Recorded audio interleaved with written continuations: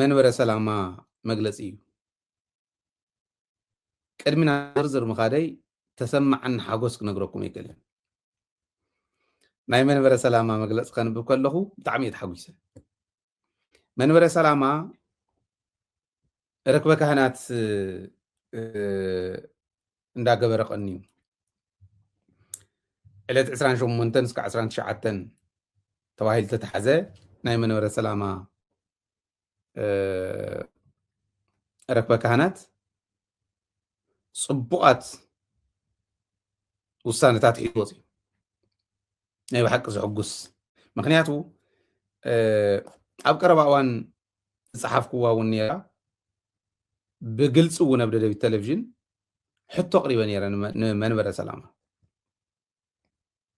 ካፍተን ሕቶታተይ ሓንቲ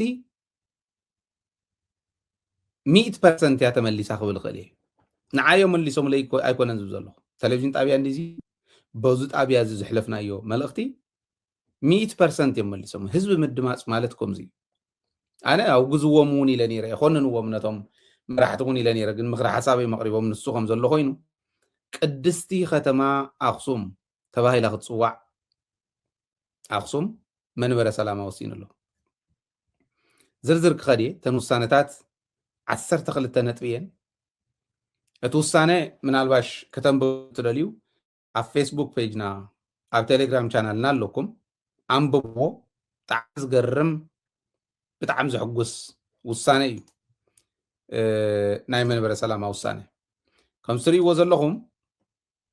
በዓል 12 ነጥቢ ውሳነ እዮም ሒዞም ወፂኦም ምናልባሽ ዘይክንበበልኩም ስለ ዝኽእል ኣብ ፌስቡክ ፔጅና ከይድኩም ሸር ግበርዎ ኣንብብዎ ይነበብ ኢለ ለጢፈ ኣለኹ ኣብ ቴሌግራም ቻናልና እውን ክልጥፍዎ እዮም ኣብ ካልኦት ፔጃት ናይ ፌስቡክና ናይ ሚድያና ፔጃት እውን ክልጥፍዎ እዮም ሰንብቡ ኣነ ግን ከንብበልኩም እየ 12 ነጥብታት ናይ መጀመርያ ውሳነ ኣክሱም ቅድስቲ ከተማ ኣክሱም ተባሂላ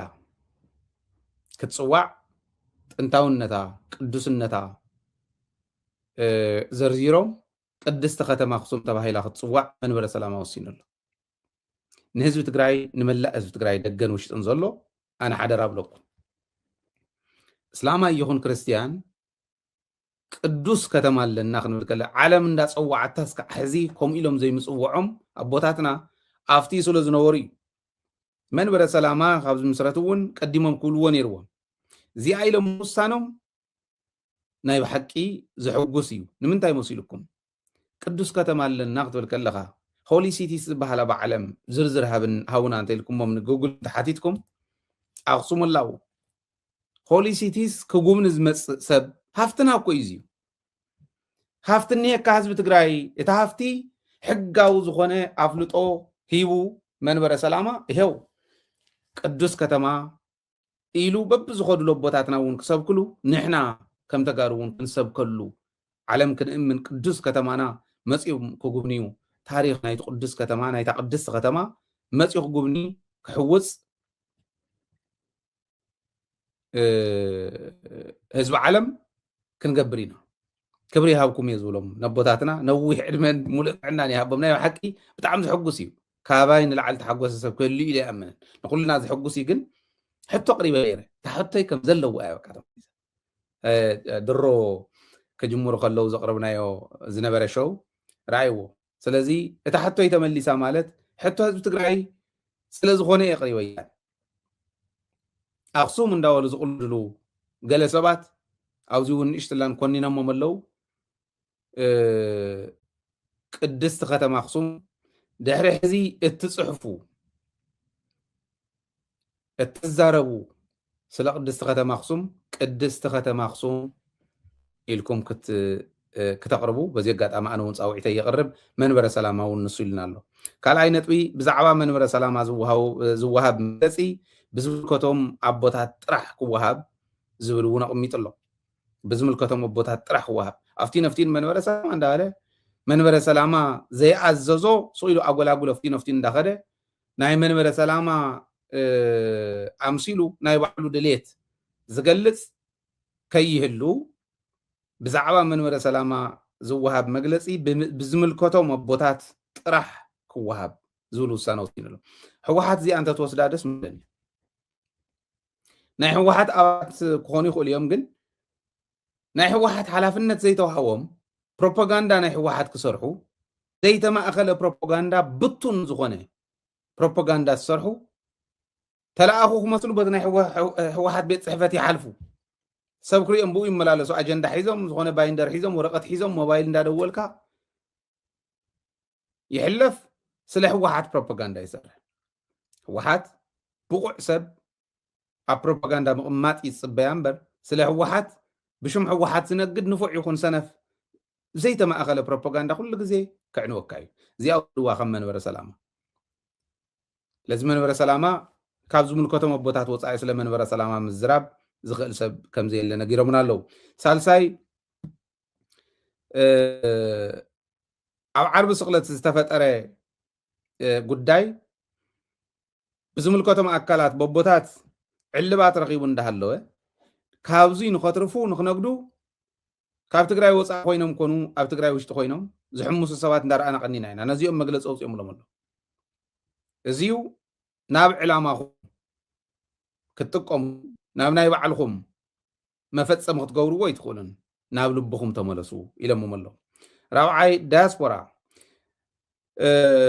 እትገብርዎ ፀናሕኹም እትገብርዎ ሓገዝ እናመስገና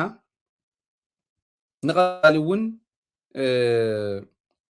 ክቕፅል ሓገዝ ድጋፍኩም ክቕፅል ንመንበረ ሰላማ እትገብርዎ ድጋፍ ክቕፅል ፃውዒትና ንቕርብ ኢሎም ኣለዉ ኣብ ሃገረ እስራኤል ንዘለዉ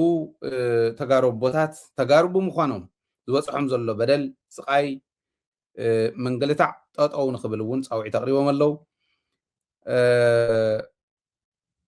ኣብ ጎደናታት ዝግበር ስብከት ሃይማኖታዊ ስብከት እዚ ጠጠው ክብል ምድንጋር ይፈጥር ነንባዕሉ ኣፈላላይ ይፈጥር ማሕበራዊ ቀውሲ ይፈጥር ስለ ዘሎ ኣብ ጎደናታት ዝግበር ስብከት እውን ጠጠው ንኽብል ፀዊዖም ኣለዉ እዚ መንግስቲ እዩ ክሕግዞም ዘሎ ፀጥታ ኣካላት ሓግዝዎም መንበረ ሰላማ ከምዚ እንተኢሉ ኣብ ጎደና ትግበር ስብከት ጠጠው ክትብል ኣለዋ ሕዚ ኢሉ ሰነፍ ምሕደራ ዘለዎ ከተማ ክቕፅል እዩ ርግፀኛ እየ መሰል ገለ ክብል እዮም መሰል ዝበሃል የለ ባይዞ ሶሻል ክራይሲስ ዝፈጥር ኖይዝ ፖሊሽን እውን እዩ ማይክ ሒዙ ግዛዕ መጉልያ ሒዙ ናበለ እዝንኻ ዘድንቁር ብኡ ዝሓልፍ ክላክስ ክትወቅዕ ከለ ክትገብር ከላ መኪና እውን ዘይሰምዕ ህፃን ከጥሕኖ ማለት እዩ ብስሩ እውን ከም ዝበለ ቀውሲ ኣብ ደራሹ ኣትዩ ቤተክርስትያን ኣትዩ መስጊዱ ኣትዩ ስበኽ ሰብኽ እንተኮይኑ ማንም ይኹን ማንም ለዚኣ ጠጠው ትበል ምባላ ናይ ብዙሓት እውን ከም ምዃና ንሕና መረዳእታው እናተቐበልና ፀኒሕና ኢና ሰሪሕናሉ እውን ነርና ብቀዳማይ ለዚ ሰብ ናይ ጎደናታት ጠጠው ይበል ኢሎም ኣለዉ ፀጥታ ሓግዝዎም ባህሊ ኣነ መራሕቲ ትግራይ ሓድነቶም መስጢሞም ህዝቦም ክመልሱ ተፈናቀልቲ ክመልሱ እውን ፃውዒቶም ኣቕሪቦም ኣለዉ ኣብዚ ኣነ ኮንንዎም የለዮም ነይረ እንታይ ማለት እዩ ንስልጣንካ ንግላዊ ረብሓ ካኢልካ ምኻድ ግን ኣቦታት እንዲኦም ካብ ናቲ ኢሞሽን ንላዕሊ ዝሰኸነ ኢሞሽን ኣለዎም ስምዒቶም ተቆፃፂሮም ዘሎ ፀገም ሪእዎ ተቆፃፂሮም ምኽሪ እዮም ኣቕሪቦም ዘለዉ ሓድነትኩም ኣስጥሙ ህዝብኩም ምርሑ አይዲፒ ኢንተርናሊ ዲስፕሌስ ዝኾኑ ምለሱ ሓቢርኩም ምለስዎም ኢሎም ፃውዒት ኣቕሪቦም ልኩም ኣለዉ ተኣምረ ማርያም እውን አይ ቲንክ ብትግርኛ ተተርጎመ ማለት እዩ ተተርጊሙ ብናይ ዓድግራት ሃገረ ስብከት ብናይ ዞባ ምብራቅ ሃገረ ስብከት ተተርጊሙ ብሊቃውንቲ መንበረ ሰላማ ተኣሪሙ ዝተወደአ ተሓቲሙ ኣብ ግልጋሎት ክውዕል እውን ኣቐሚጦም ኣለዉ እዚ ሻምናይ እዩ እዚዩ ትእዛዝ ሕሊፎም ኣለዉ ማለት እዩ ታሽዓይ መንግስቲ ስዑዲ ዓረብያ እቲ ኣብ ልዕሊ ደቅና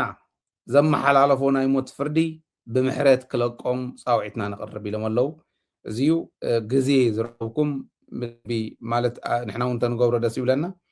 ተዘይኮይኑ ብእንግሊዝኛ ተቐይሩ ክፅሓፍ ኣለዎ ብዓረብኛ እትኽእሉ እውን እዚ ኣሕልፉ ኣብ ደደቢት እውን ዕድል ክንወኩም ንኽእል ኢና ንዑ ኣሕልፉ ድሕሪኡ ኤምባሲታት እውን ምስ ናይ ስዑድ ዓረብ ኤምባሲ رغب زلكم تجارو رغب غيركم محرت كوهاوم كتحتو بزي قطعم أنا ونصاوعي هيك أقرب مالتي عصراي كعاب تعم زحقس زياس ممر قبر خيدان بيوت اندهالو توسينا أنت تخون كمي متحقسكم أنا عصريتي نقص نقص تحس يوحنس نقص سيون عبيت كريستيان زنورهم عبي استواصو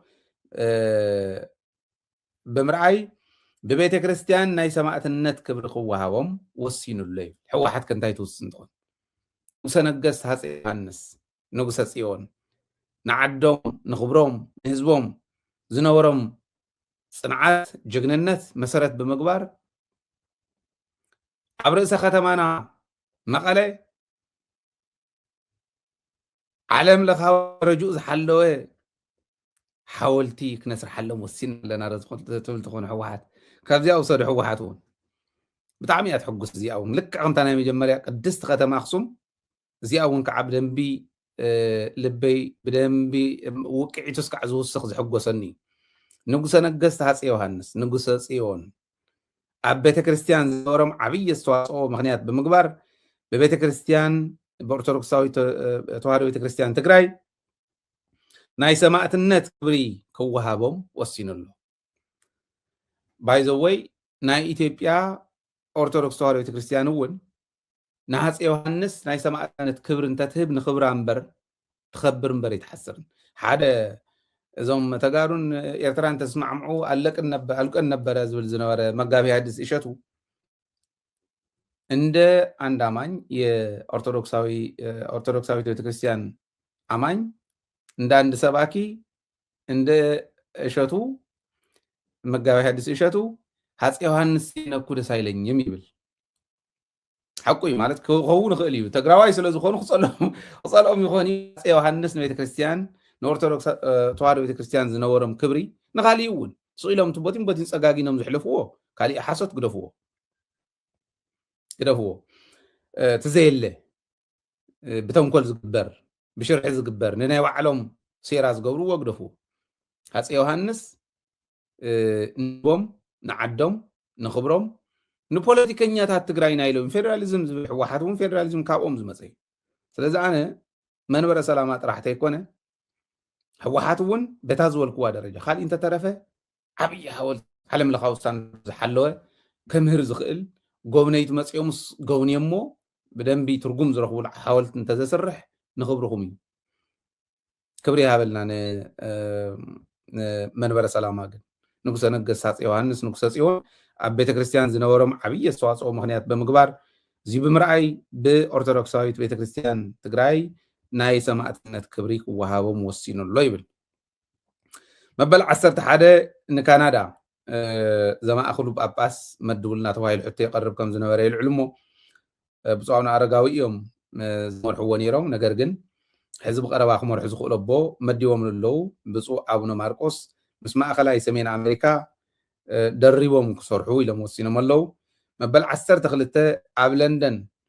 ደብረ ብስራት ቅዱስ ገብርኤል ቤተክርስትያን ሓድሽ ህንፃ ቤተክርስትያን ተገዚኡ ናብ ግልጋሎት ምውዓሉ ንኢድና ኣለና ይብሉ ባይዘ ወይ ኣብ ብዙሕ ከባቢ ተገዚኡ ኣብዚኡ ኣደላይድ ተገዚኡ እዩ ናብ ግልጋሎት ውዒሉ እዩ ኣብ ብሪዝበን ገዚኦም ናብ ግልጋሎት ውዒሎም ኣለዉ ማርያም ከዓ ናይ ሜልበር ክብርን ብፁዕ ኣቦና ኣቡነ ሰላማ ናይ ብሓቂ ዝገርም መሬት ኣለዎም ኣይዶኖ ማዓዝዮም ከስርሕዎ ማዓዘ ኢና ክነስርሖ ዝብል ክወስድ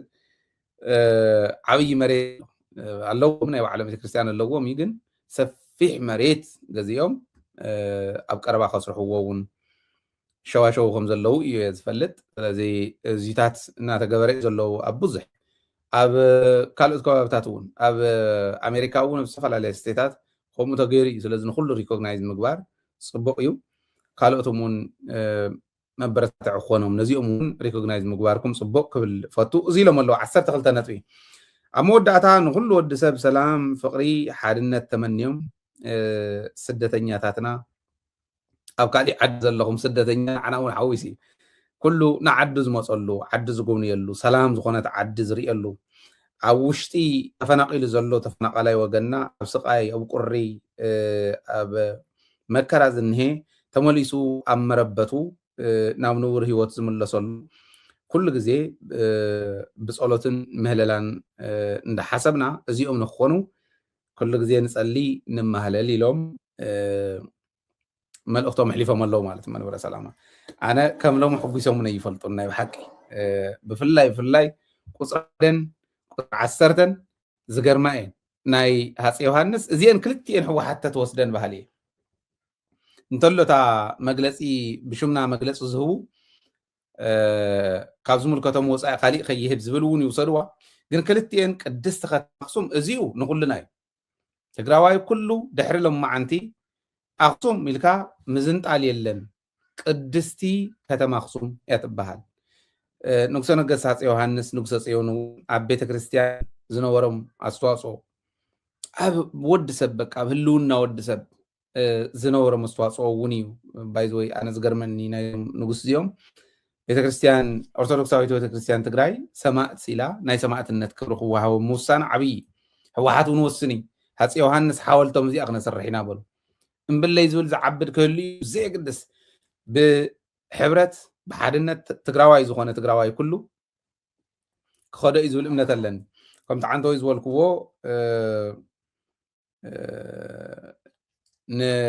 ንዞም ናይ ኣብይ ኣሕመድ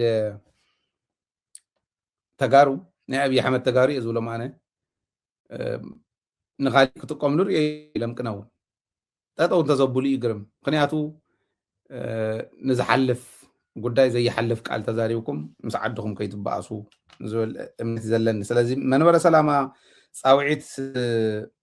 ደቅኹም ሰሚዕኹም ፃውዒት ህዝብኹም ሰሚዕኹም ዝወሰንኩሞም ናይ ባዕልኹም ናይ ውሽጥኹም ጥራሕ ርኢኹም ኣይኮነን ናይ ህዝቢ እውን ኣዳሚፅኩም እዩ ኢንክሉዲንግ ደደቢት ኣዳሚፅኩም ኢለ እየ ዝሓስብ ክብሪ ኣለና ስለዚ ኩሉ ግዜ ምስ ህዝብኹም ምውጋንኩም እውን ዓብይ ነገር እዩ ዓብይ ነገር ንሱ እዩ ኣቦታት ሓደ ሓደ የለውን ግን ማለት ኣይኮነን ኣነ ዝሰምዖም እውን ስለ ዘለው ጥንቅቕ ኢለ እየ ዝኸይድ ኣፍታ ድፍር ኢልካ ምዝራብ ተድልየላ ግን ደፊርና እውን ንዘረብ ኢና ለዊጥና እውን ኢና ንክትልወጡልና ንክትብርትዑ ጅግንነትኩም ኣቦነትኩም ንቅድሚት እውን ጠንኪሩ ንክኸይድ ካብ ምሕሳብ እምበር ፀረ ዝኾነ ይኹነ ንምኻድ ኣይኮነን ንክትጥንክሩ ጥራሕ ኣብ መቐለ ነልዕሎ ዝነበርና እውን ከምኡ እዩ ንሃብረ ቅዱሳን ከይላገፁልና እዩ እዚ ሓሲብኩም ሕዚ ኣውፂኹሞ ዘለኹም ግን ዓብይ ክብሪ ኣለኒ ክብል ለለየ